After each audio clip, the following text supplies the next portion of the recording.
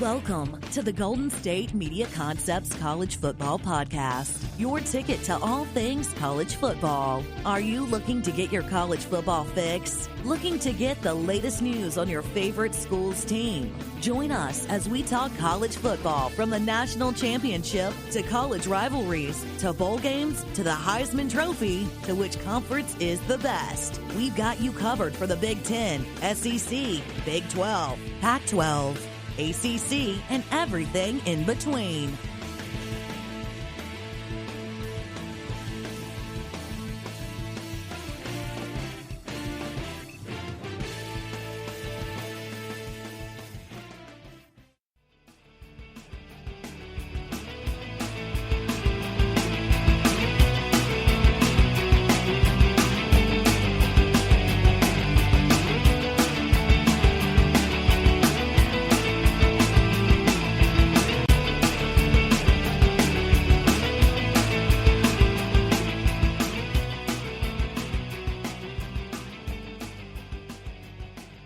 Hello, everybody, and welcome back to the GSMC College Football Podcast, brought to you by the GSMC Podcast Network. I am Danielle. I am your host today.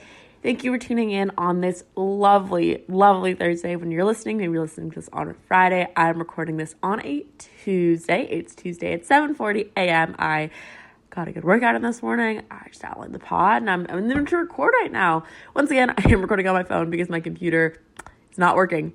It is, the Apple, I took it to Apple yesterday and they have no idea what's going on with it. So I'm going to take it to another repairman today and try to get that figured out. But thank you to my lovely boss, Sarah, who edited this and put it together. Appreciate you every day. But yeah, I hope you guys are all having a fantastic week. I cannot believe Thanksgiving is literally next week. Like, CU is only doing, I go to Boulder, and they're only doing a 2-day break this year. And today I was like, oh, Mom, like in a month we're for Thanksgiving. And she was like, that's next week. And so it's just absolutely so weird to me. I don't know, like they're already all online, but it's just really crazy that Thanksgiving's literally next week. And usually for college, there's the excitement of going home for break and like having that full week off. And now it's kind of just like, whatever, I'm already home. There's not much to be excited about, I guess. I mean, obviously I love Thanksgiving, but hot take here, I hate Thanksgiving food. The only food I like is mashed potatoes, but I have horror stories from it and I don't like eating it anymore. So I don't really eat much on Thanksgiving. I'm really more of I don't really like holiday food. I don't know. The one good thing about Thanksgiving is we get bagels in the morning. But I hope you guys are all having a fantastic day. It was a very long and weird introduction. I'm so sorry. It is very chilly here. I'm currently cozied up on I have this new habit of recording on the floor. It's very comforting. It's cozy. It makes me feel like I'm in like a little studio apartment or something. I'm just in my apartment, but currently have my coffee with me, and it's going to be a really good day. It's going to be a really good episode. I'm very excited for today's episode. We had a crazy-ish week of college football, mostly with the cancellations. So we're going to get into the winners and losers of last week, as well as the AP Top 25. We're going to go over some news regarding games, cancellations, some rescheduling, etc. We're going to preview this upcoming week of college football, where we got some big games ahead. And because rivalry week is coming up in college football, it's starting next week, we are going to look at the top 10 rivalry games that occur in college football each year. So without further ado, everybody, let's get into our first segment of the day. We are going to be looking over the AP. As always, I'm going to read it off to you. Not too many changes here in all honesty, but at number one, we have Alabama, who are still 6-0. They did not play last week after their game against LSU was postponed, due to coronavirus within the LSU program. Then we have Notre Dame at number 2, Ohio State at number 3. Ohio State's game was postponed last week. At number 4, we have Clemson. At number 5, we have Texas A&M. At number 6, we have the Florida Gators. At number 7, we have Cincinnati. At number 8, we have BYU. At number 9, we have Indiana. At number 10, we have Wisconsin. Wisconsin moved up 3 spots. Indiana moved up 1. At number 11, we have Oregon. At number 12, we have the Miami Hurricanes, who are in the news today. At number 13, we have Georgia. At number 14, we have Oklahoma State. At number 15, we have Marshall. They're also tied with Coastal Carolina at 15. At number 17, we have Iowa State. At number 18, we have the Oklahoma Sooners. At number 19, we have Northwestern. At number 20, we have USC. At number 21, we have Liberty. At number 22, we have the Texas Longhorns. At number 23, we have Auburn. At number 4, we have Louisiana Lafayette. And at number 25, Tulsa coming in not ranked. So very exciting stuff. Biggest thing you can take away from there is that Indiana continues to shock us. We'll get into that in the winners and losers, but my gosh. Also, it's important to note that Northwestern continuing to shock us as well. The Big Ten is full of surprises this year. Speaking of that, just think how close we all came to not seeing the Big Ten this year. Back in August, we were worried we'd see the last of Justin Fields, who wouldn't be able to celebrate Greg Schiano's return to Rutgers, and wouldn't see Jim Harbaugh wearing the classic blue pants. The Big Ten season is downright crazy this year. There's no doubt about it. You have Indiana, who is shocking everybody and their mother. I always thought of this in a football school. I honestly forgot they had a football program sometimes. And you also have Penn State's sudden fall from grace. I mean, no one saw that coming. There's Northwestern, who has a stellar defense, and the Hoosiers and Wildcats could play for a Big Ten title. That's stunning, but all the other standings is equally mind-blowing.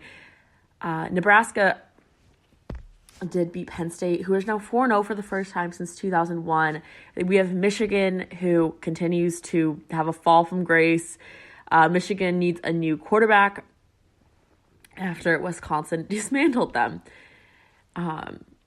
The next 3 games for Wisconsin are Rutgers, Penn State, and Maryland. They're all winnable, even for Michigan, but it's hard to see how the unrest in Ann Arbor is quite short of a miracle against Ohio State.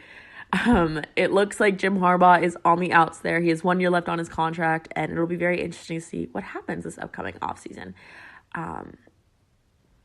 We also have to look at, from this past weekend, some interesting games. We had some players returning to their former teams to play. For example, former Gators quarterback Felipe Franks returned to the Swamp as University of Arkansas starting quarterback against a game with Heisman frontrunner Kyle Trask. Florida did dismantle them 63-35.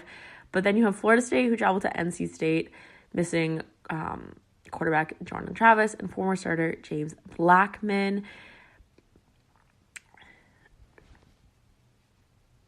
But crazy week of college football, to say the least. Let's get into the winners and losers from this past week. So we have Indiana. We have the Big Ten in general. That's our first winner to start out with. They're the biggest shock of the season with Michael Penix Jr. at quarterback. Defense looking great. Offense looking great. Really shocking to see. I mean, if you had said that Indiana would be ranked over Wisconsin 4 weeks into the Big Ten season, everyone would say you're bonkers and you're crazy and you know what you're talking about. Indiana looks amazing heading into their big matchup with number 3 Ohio State. That is the game of the week by far, and it'll be interesting to see if they can hold up, because their other big games, quote unquote, have been against Michigan and Penn State, and they upset Penn State, which might have started Penn State's downfall, but also, as we see now, Michigan is not who the rankings thought they would be. We also have to look at Wisconsin, who had 2 weeks off but didn't look rusty at all in their first game after a COVID outbreak within the program. They took care of Michigan, to say the least, and looked absolutely amazing. Their defense is going against a Northwestern offense this week that is subpar, but Northwestern's defense is absolutely insane. And so it'll be interesting to see how Graham Metz handles that as their quarterback. Also, Northwestern, like I said, their defense is amazing. And we have to look at Ohio State. With Clemson's loss, and they did not play last week, they overtook them in the rankings. Clemson is still number 4. However, what's interesting to point out is that their game against Indiana could be a huge show and tell for them this week. I mean, we'll learn a lot about Ohio State's program after the week off, and can they contend? Because, again, their big games this season have been against Penn State, and that's it. In all honesty, Penn State is not who we thought they were either. But another winner to look for is Alabama. I know they had the week off. I know their game was postponed, but so did Ohio State. Both of them had their games postponed due to COVID-19 related issues in their opponents' programs. But they are still number 1, and Notre Dame did win, so Notre Dame is looking at them pretty closely. But they got 60 out of the 61. They got 60 first place votes, so not changing anytime soon. Alabama has Alabama is on the rise as well. You have Mac Jones, who's looking good. He's still in the Heisman race, and so they're definitely a winner, just because also so many of the SEC games were also postponed this week due to COVID, so no one was able to truly rise and overtake them. And the ACC, that's another big winner of this week. Notre Dame looked good after their huge upset win over Notre Dame. We thought that they might have a fall from grace. They'll come down. Nope, they looked absolutely amazing.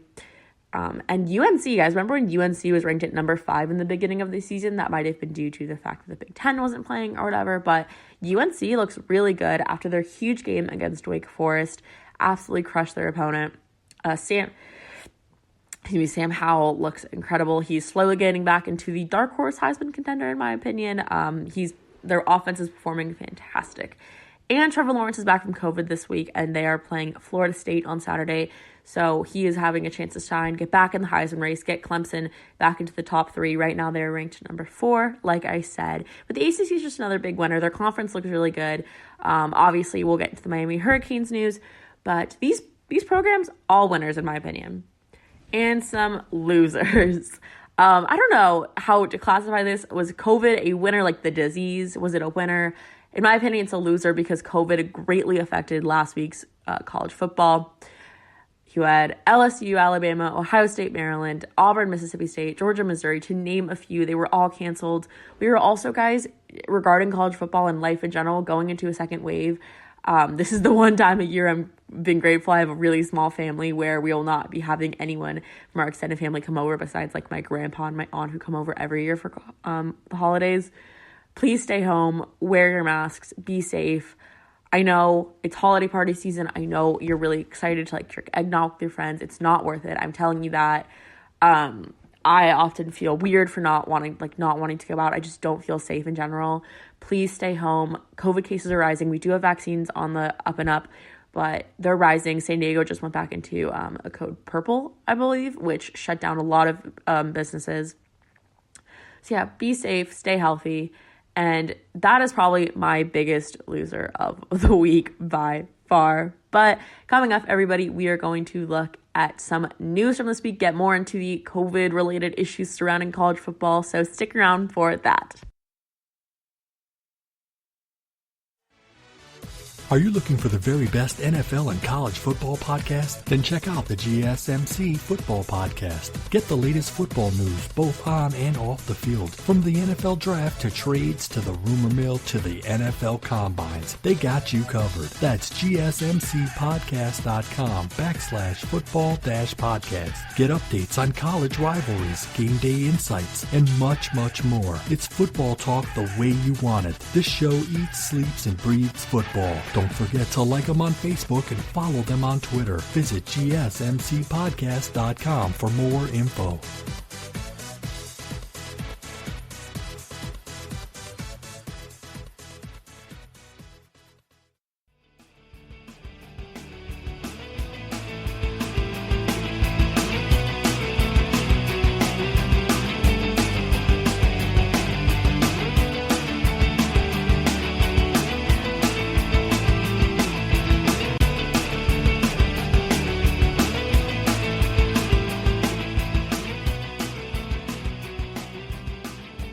Hello, everybody, and welcome back to the GSMC College Football Podcast, brought to you by the GSMC Podcast Network.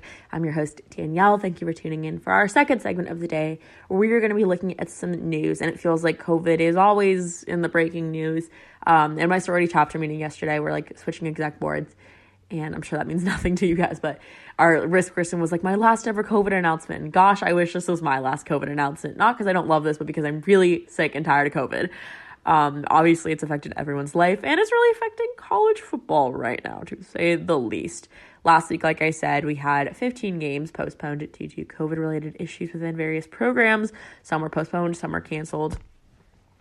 We are heading into the second wave, like I just mentioned, and that is greatly affecting college football. I saw a TikTok today, actually, that Ohio State is making students go get tested, and if they test negative, they can be enter a raffle to win a ticket to the Ohio State-Michigan game, which I thought was kind of funny and also genius marketing. The person who's behind Ohio State's football marketing, COVID program, whatever, genius. They deserve a raise because every kid would be rushing to get their COVID test.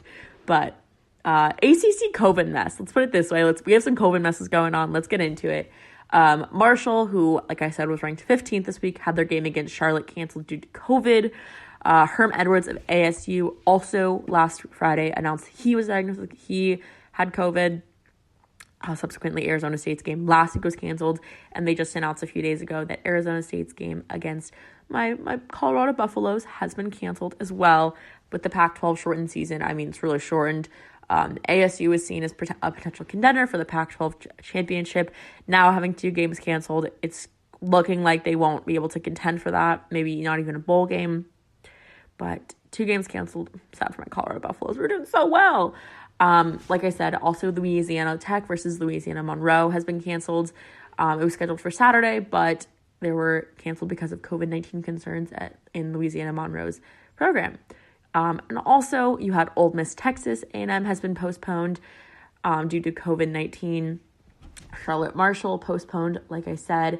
Let's get into the ACC shuffle. Miami has had to have 3 games rescheduled as a result of coronavirus issues within the program, which has forced multiple ACC games to be shuffled around. As a result, the league announced Monday they will not play there is contact tracing as a result of Sunday's testing within the program. They will not play the following 2 weeks. In adherence with campus protocols, Miami has adjusted football activities this week to socially distance conditioning to meet the health and safety of their teams. Their scheduled game against Georgia Tech is now December 19th, the same day as the ACC championship game. The ACC noted that the game would only be played if Miami is not in the ACC title game, and the result would not directly impact who plays in the title game.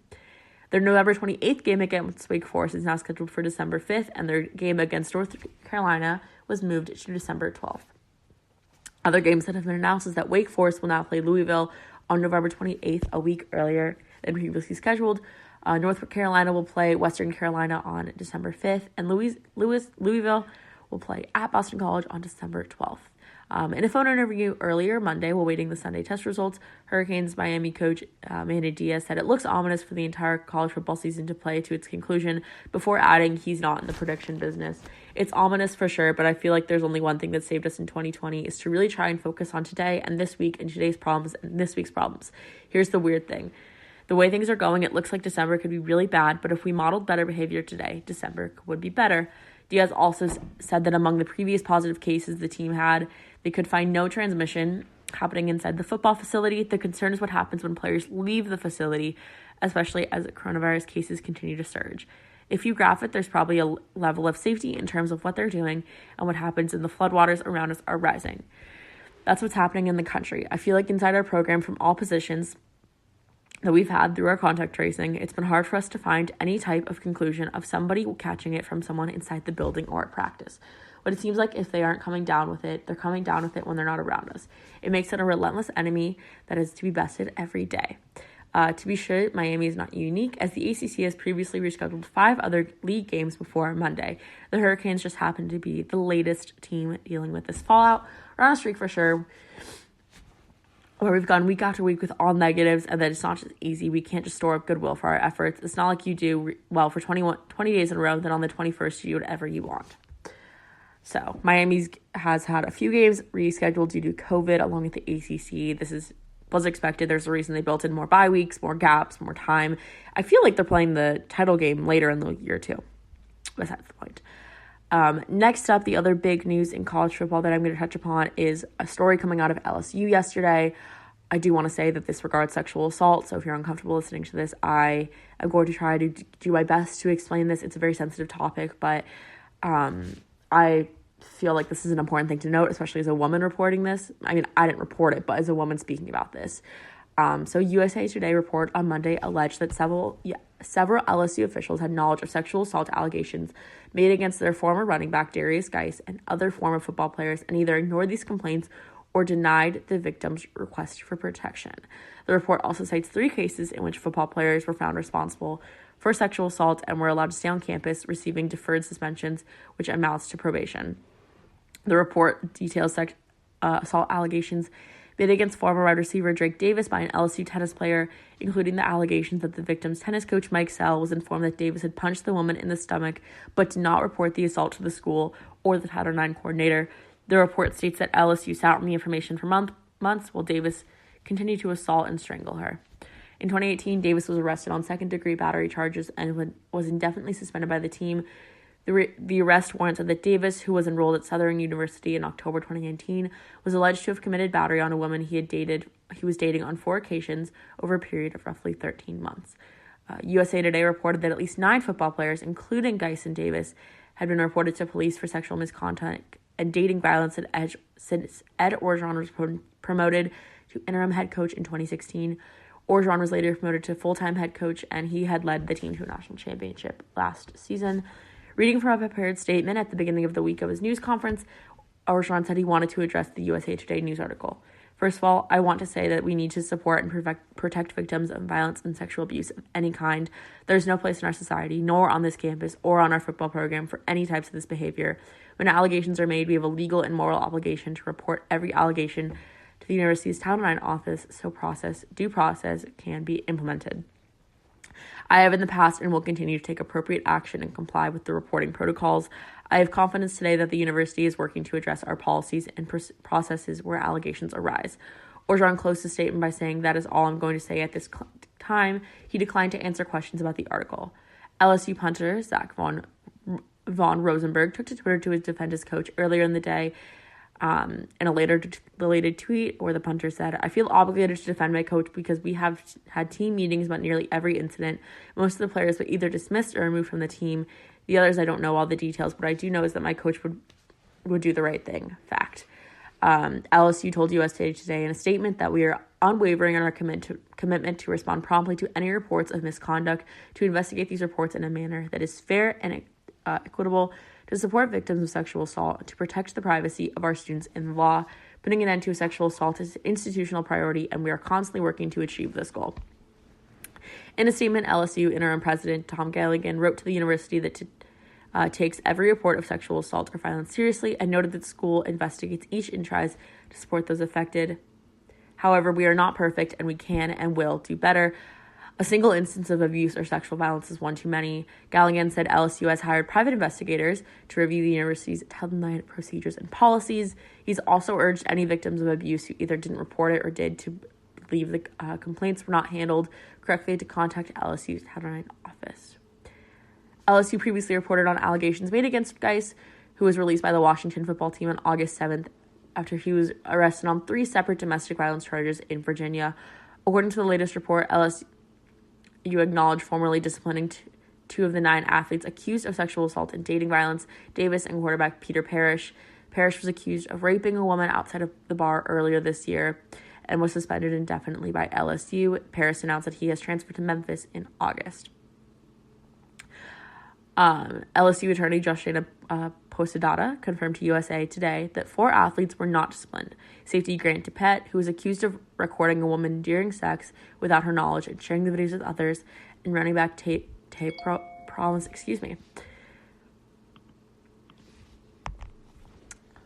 linebacker Jacob Phillips and tight end Zach Schreifer, who were all accused of rape.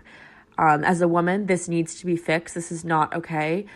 I am trying not to get too political here. I don't even think this is political. This isn't okay. I do not know all the full details. I'm not inside the LSU program, but any reports of sexual conduct that goes unreported, untreated is a disgrace to the victims. These women are suffering, and to allow for this to happen is awful. I actually just did a project on Title IX a few days ago for one of my sports classes I'm in right now, and I want to talk about it because a huge part of this was talking about the way that women are protected in sports, and I specifically touched upon Mary Kane, who, if most of you don't know the story, she was a D1 runner for Oregon who was verbally abused, to say the least, and it's very sad, very disheartening. Then it talked about the way that women need more protection in sports in male-run institutions, and I could not agree more. I'm just going to say that flat out. I'm not trying to get too political. I'm not trying to cross any bounds. This is obviously a very sensitive topic and a very hard thing to talk about. I'm struggling to find the words because it just makes me sad that this is still happening in 2020. If you want to hear more women's accounts, I really recommend watching Athlete A on Netflix. It is a very well-done documentary about the Larry Nassar case in gymnastics. This is a topic I'm very passionate about and feel that we need more coverage on. Obviously, protect the victims. It's just very disheartening. And I guess not really to laugh, but like on a later note, I do appreciate the victims coming forward. There's an investigation. I hope they find what they need, and I really wish the best for the victims, and I'm glad that LSU did dismiss these players a few years ago. But that was important to note. It has been making big headlines. Next up, ESPN released their all-state playoff predictor for the college football playoff. That is coming up, people. In a few weeks, we have the first selection committee, and let's get into it. So, Alabama, they release, has an 88% chance to make the playoff. Ohio State has a 61.4% chance. Wisconsin has a 54.9% chance. Notre Dame has a 48.7% chance. Clemson has a 42.8% chance. Oregon has a 29.8% chance. BYU has a 25.1% chance. Florida has a 17.9% chance. And Cincinnati has a 12% chance. Other teams on this include Texas A&M, USC, Northwestern, Indiana, Oklahoma State, Georgia, and Utah. Kind of interesting to note. Interesting to note. Obviously, there is no Big 12 team included in that. Besides Oklahoma State, their chances are looking slim, to say the least. Wisconsin is higher up than I thought they would be, in all honesty, after only playing 2 games, but they have looked great in both those games, so that is interesting to note. But next week, we will dive more into the college football playoff as it is quickly approaching, as well as bowl season. I love bowl season. My Christmas holidays for the last few years have been marked by laying on the couch all day, watching bowl games. So that is it for our second segment of the day. Coming up, we are going to be looking at week 12 in college football. It's absolutely crazy this is happening. We're going to be looking over the big games, what matchups to watch out for, and more. So stick around. Tired of searching the vast jungle of podcasts? Now listen close and hear this out. There's a podcast network that covers just about everything that you've been searching. Hey! The Golden State Media Concepts Podcast Network is here. Nothing less than a podcast bliss with endless hours of podcast coverage. From news, sports, music, fashion, cooking, entertainment, fantasy, football, and so much more. So stop lurking around and go straight out to the Golden State Media Concepts Podcast Network. Guaranteed to fill that podcast itch. Whatever it may be. Visit us at www.gsmcpodcast.com. Follow us on Facebook and Twitter, and download us on iTunes, SoundCloud, and Google Play.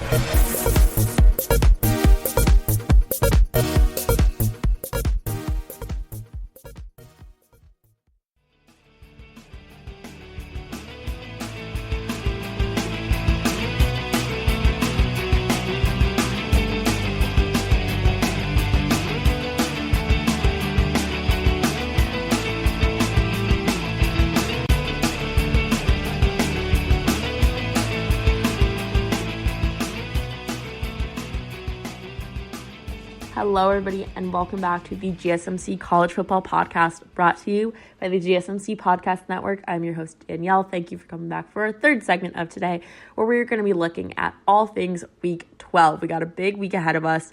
Right now, like I said, Miami's game, Marshall's game, Texas A&M, those are the games we know that have been postponed or canceled due to COVID-19 related issues. As the week goes on, we might hear more. Also, ASU Colorado, but very exciting. I'm very excited for this week of college football as we inch closer to rivalry week, which I will be talking about in our next segment.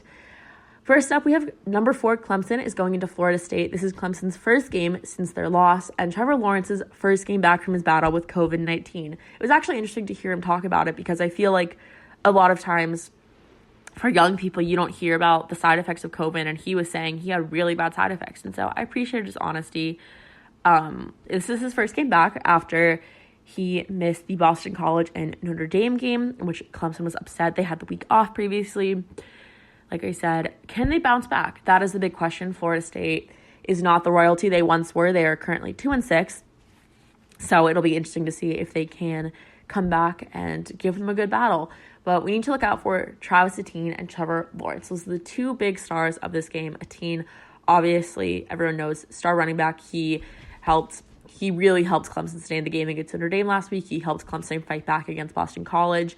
And Trevor Lawrence, everyone is going to be interested to see what happens with him, how he does in his first game back from COVID. This game is at 9 a.m. Pacific time on Saturday. Next up we'll go to that game last. We have Cincinnati UCF. Number 7 Cincinnati continues to make their battle for why they should be one of the group of 5 teams in the college football playoff. Their defense looks absolutely amazing. UCF, not the powerhouse they once were, but this is a classic game. You need to look out for Cincinnati's defense in this game. That is the biggest thing to take away. Next up is number 10, Wisconsin going against number 19, Northwestern. Wisconsin is still recovering from 2 weeks off. Their game against Michigan was a show, to say the least. However, we cannot forget that they had 2 weeks off, and Michigan is not the team we thought they were. So it was an easier battle for them than we expected. Their defense is their strong unit, and Northwestern's defense is also their strong unit. So this is going to be a defensive battle. Do not expect a lot of points in this game. Wisconsin is known to put up points, but Northwestern held Purdue to barely any points last week. And I think it comes down to Graham Metz, Wisconsin's new quarterback. Can he continue to shine? He was one of the players that did test positive for COVID, so he was out. But this is a battle of the defense to look out for that's going to come down to these young quarterbacks on each side of the ball. And I do not expect a lot of points in this game. This is one of the Big Ten's biggest games of the day, though. Another game to look out for is Oklahoma State versus Oklahoma. Spencer Rattler for Oklahoma. Remember when I had him as a Heisman favorite? We all make mistakes, people. We all make mistakes. Spencer Rattler is on the come up this week after having a few slippage. What will you? He's continuing to get better. He is a freshman as well. They're going against their rival Oklahoma State, who they're the Big Ten's only shot now at the college football playoff or a New Year's Day game, and it's looking slim. Oklahoma State is still trying to rally to make a comeback and have a chance at the college football playoff. The Big 12 chances seem shot with the Big 10 and Pac-12 both back, with Ohio State, Wisconsin, Oregon, even Indiana now, even them looking good. It really seems like a very, very slim chance Oklahoma State will make the college football playoffs. Texas and Oklahoma have been out for a few weeks now. But Mike Gundy's offense will continue to shine with Spencer Sanders at the helm and Chuba Howard running the backfield there. So we really need to look out for, this is an offense battle. I don't think a lot of defense will be used in this game. I really think it's going to come down to which Spencer can outshine the other Spencer. This is a big game in the Big 12, probably the game of the day by far. Next up, we have USC, Utah. If you guys have not been keeping up with USC this season, essentially they have been coming out of the wire for the past 2 games. They scored two unanswered touchdowns in the final 3 minutes of their game against Arizona State, and they also came from behind and defeated Arizona. They were favored in both those games, and they simply should not have been down to the wire if they were truly going to win. So the biggest game to look out for in this season, this game is USC has had 2 games in a row where it came down to the finish. They must control the game from the get-go and not fall behind and rally on late games. Heroic from Keldon Slovis. Utah, this is their first game because of a COVID-19 outbreak. They had their previous 2 games canceled, so they're currently 0-0. They are seen along with Oregon as one of the other big teams in the Pac-12 to look out for. Mainly, everyone's going to be watching if USC can hold on, if they're truly what they make of it. If not, Clay Helton, he's already on the hot seat. The COVID-19 season has made it a little bit different of a hot seat, not going to lie, but everyone is looking out for that. So that's the big thing to watch out for. That's the Pac-12 game of the week, in my opinion. And the game of the week in general is number 9, Indiana versus number 3, Ohio State. Ohio State's biggest game of the season so far was Penn State, and they absolutely throttled them. This is the biggest game of the week by far. Indiana's biggest matchup so far this season, probably this whole season, as well as Ohio State's too. We all thought it was Penn State, like I said, but Penn State has proven that they are not what we thought they were, and Indiana has proven they're not what we thought they were either. But Ohio State dismantled Penn State a few weeks ago, and this is their first game against a ranked opponent since Indiana's on the rise with and this will feature a battle of Michael Penix Jr., Indiana's new up-and-coming quarterback, versus Justin Fields, Ohio State's Heisman contender, likely first-round draft pick in the 2021 NFL Draft, and their quarterback.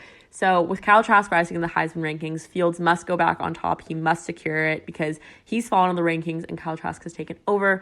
The biggest thing to look out for is Indiana's defense against Ohio State's explosive offense. Ohio State's offense puts up points like no other. They've scored at least 40 points in all their games this season, I believe. At least 30 points in all their games this season. And Indiana's defense looks good. They held Michigan down. They shut out Michigan State last week, so big things to look out for there. That is by far the game of the week. And I just want to know, what is your morning ritual when it comes to college football Saturdays? I know mine. I wake up around 7 a.m. I'm a morning person by heart. It's good and bad, guys. Like, I really love being productive. I don't like waking up late. However, on the weekends, it is a little annoying when you have one day to sleep in. But my thing I've been doing is waking up, I go for a run super early, I have some coffee, I sit on the couch, I watch College Game Day. College Game Day was at Augusta this past week, guys. It was really awesome. I love the Masters. My dad is a huge golfer, and so I grew up watching golf. And even though I don't love it, Masters hits different. But I watch College Game Day. I usually decide what game I'm going to watch first. I really have been loving the Big Ten early showdowns on Fox, so I usually will put on that pregame show because that's a good pregame show as well. Then I kind of just sit on my couch all day. I drink so much coffee. I have my computer open, writing notes about all these games as we go, constantly refreshing Twitter, constantly refreshing all the stats. And I love it. I truly love doing this as my internship because I would already be doing it. So it's nice that I get to work on my resume, if you will. But yeah, that's kind of my College Game Day ritual. I would love to hear yours. So, tell us on Twitter, tell us on social media. I think everyone has a different one. What is your breakfast that you go to on College Game Days? I have been loving bacon, eggs, and hash browns. I made hash browns homemade last week. Didn't work out. I've been really into cubed potatoes, like little hashes, if you will. If my boyfriend's here, we make like fried eggs and bacon and hashes, and he makes the bacon because I don't usually eat meat except on the weekends. So that came out weird, but like I'm usually a vegetarian or pretty healthy during the week, so I'm really, really into indulging myself on the weekends, I guess. But yeah, that's all my College Game Day ritual. I thought that was kind of weird. I don't know, but I figured to bring it up. It's nice, get to know me a little more. But coming up, everybody, we're going to go over our top 10 rivalries in college football. So, the big games that you always look out for each year, we're going to rank them. So stay tuned for that.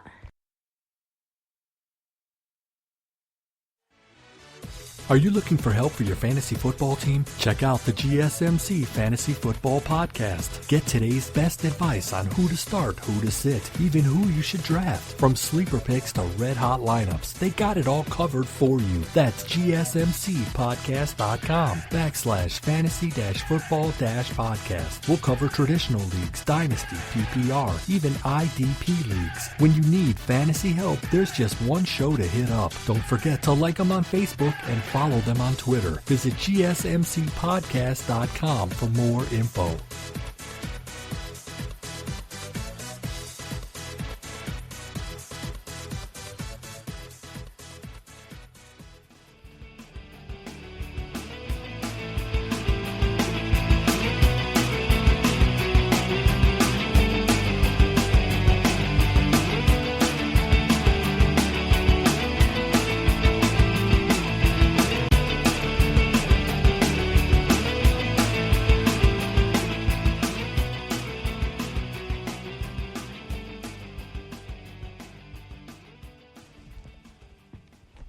Hello, everybody, and welcome back to the GSMC College Football Podcast, brought to you by the GSMC Podcast Network.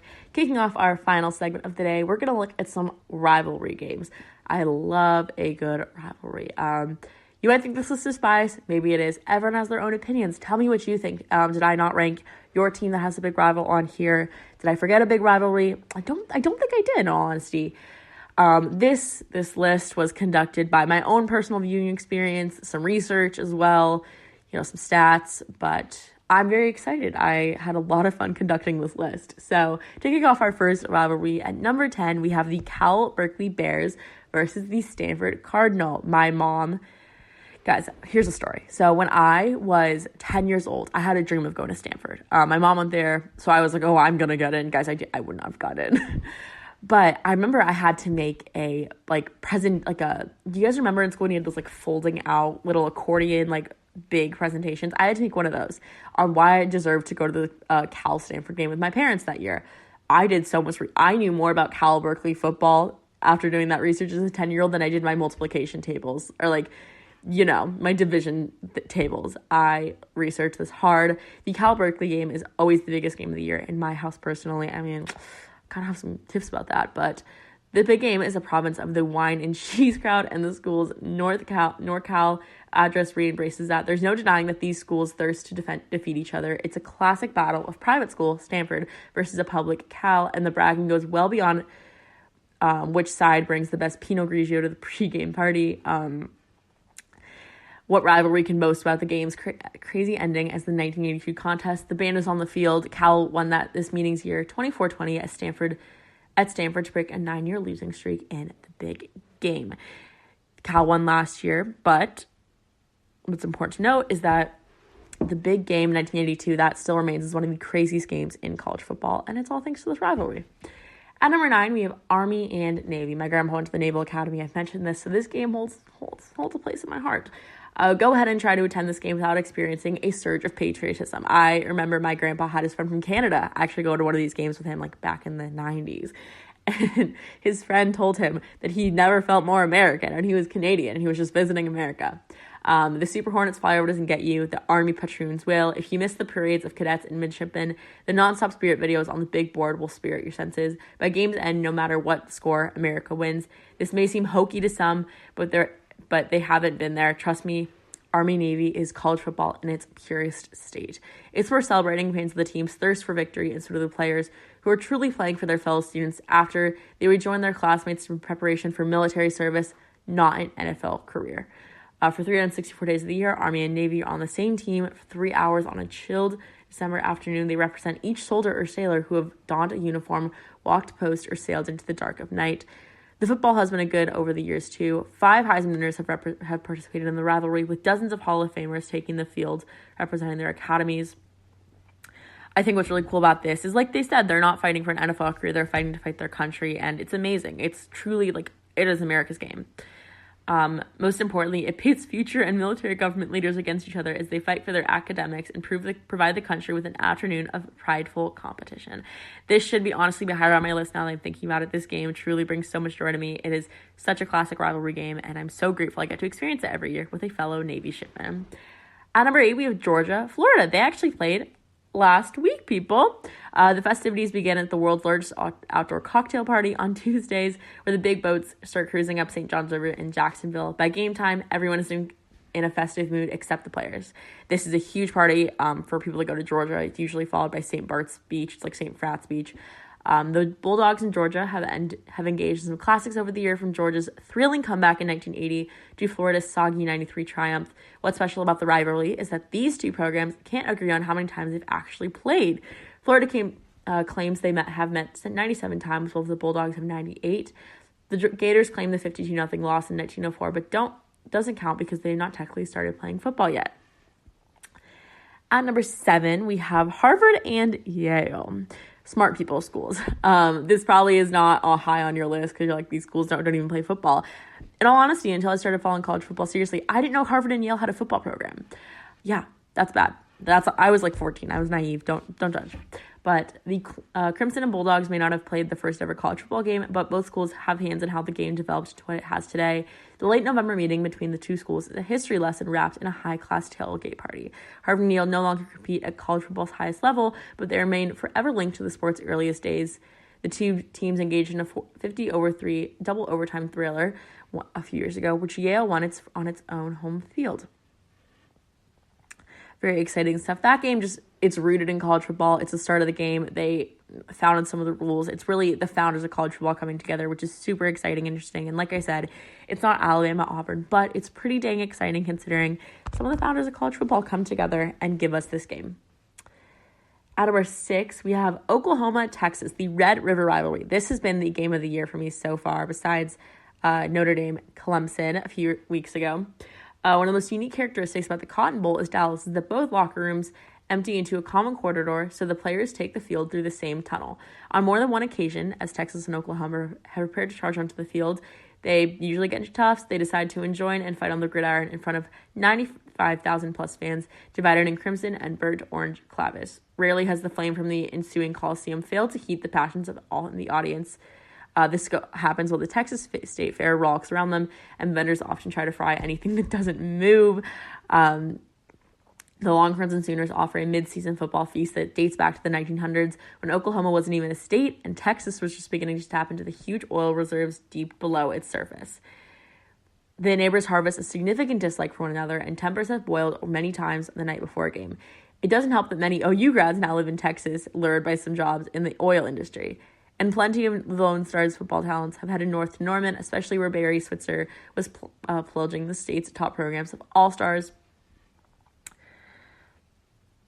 The action on the field rarely disappoints, as each of the last 6 regular seeding meetings have been decided by 7 or fewer points. The Red River Showdown may be played in August, but several championships have spawned by victory in Dallas, and several high hopes have been dashed. We saw this season that both teams were on the downslide, and that 4 overtime game was absolutely insane for both teams. Oklahoma did end up winning. And look where they are now, ranked number 18. At number 5, we have UCLA versus USC. As someone who grew up in Southern California, I can truly say people think this rivalry is like the rivalry, and it's a good rivalry, but it's not the rivalry. USC people hate UCLA. I actually have a friend, shout out Ibra if you're listening, he went to USC, and he always wears this USC hat. And him and his roommate both went to USC. They're both like 2 of my best guy friends.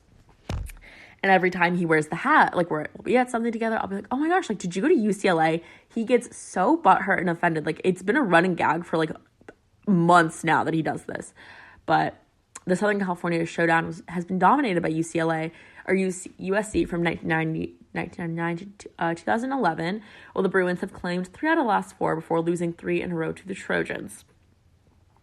This game breathes college football. You have both teams in like sunny California in November and December where it's like 70 degrees. This game will probably be played in like 80-degree weather on a Saturday afternoon, knowing how California weather has been recently. But this game breathes college football, and it breathes California. This is like the West Coast's edition of the Red River rivalry, if you will. At number 4, we have Alabama versus Auburn. The Iron Bowl picks, the kick 6, whatever you want to remember this as. When Bill Curry was coaching in Alabama, he went to a Birmingham elementary school to speak with children about life and football. Upon entering the classroom, he saw a boy standing in the corner. Curry wondered what was going on with him, and the students told him, Jason is an Auburn fan, and we took care of him. Curry brought Jason out of the corner and told him it was all right to root for the Tigers, no doubt angering the young Clemson Tide supporters in the room. Truth be told, it isn't all right to be an Auburn fan if you follow the Tide. Tiger fans feel the same way about Bama. If you live in the state of Alabama, you either choose Roll Tide or War Eagle. If you're a fan of Big Brother Crimson Tide or Auburn, which has roots in agricultural education and represents the preserved arrogance of the rivalry, in a state with no professional sports, Alabama-Auburn is a religion.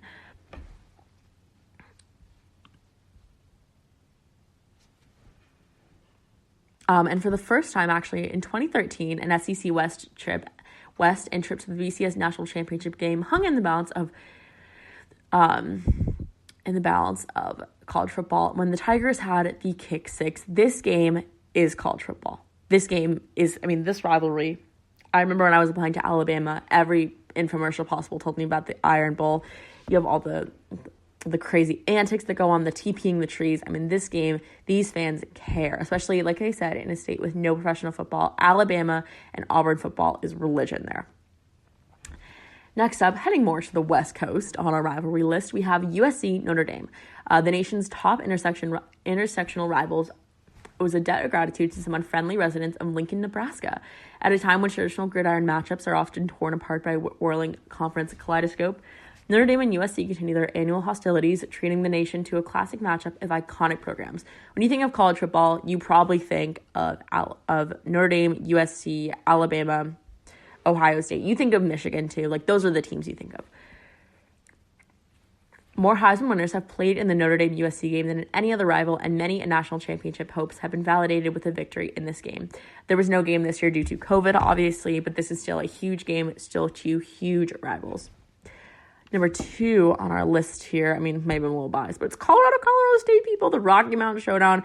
We hate Colorado State. That's our rival. We cannot stand them.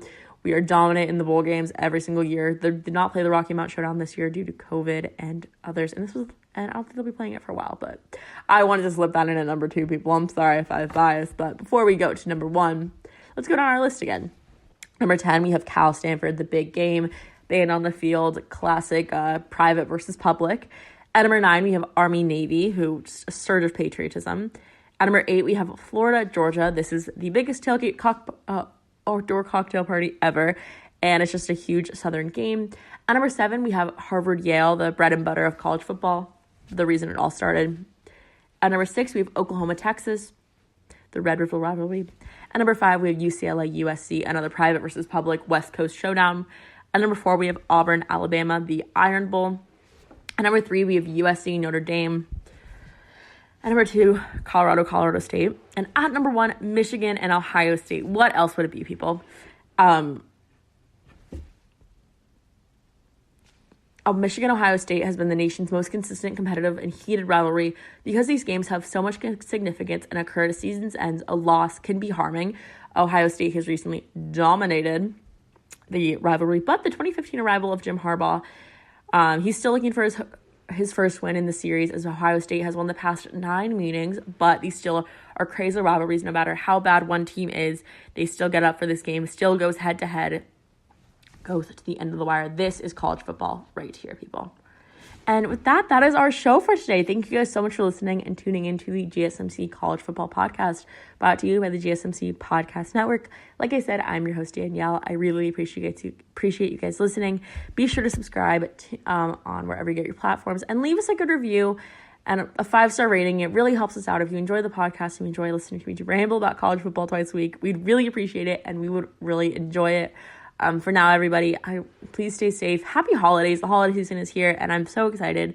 But stay safe, stay healthy, and stay happy. And I will talk to you all on Monday. You've been listening to the Golden State Media Concepts College Football Podcast, part of the GSMC Podcast Network. You can find this show and others like it at www.gsmcpodcast.com. Download our podcasts on iTunes, Stitcher, SoundCloud, Google Play, or anywhere you find podcasts. Just type in GSMC to find all of our shows from the GSMC Podcast Network. From football to basketball, baseball to MMA, and even soccer. You can also follow us on Twitter and Facebook. Thank you, and we hope you have enjoyed today's episode of the Golden State Media Concepts College Football Podcast.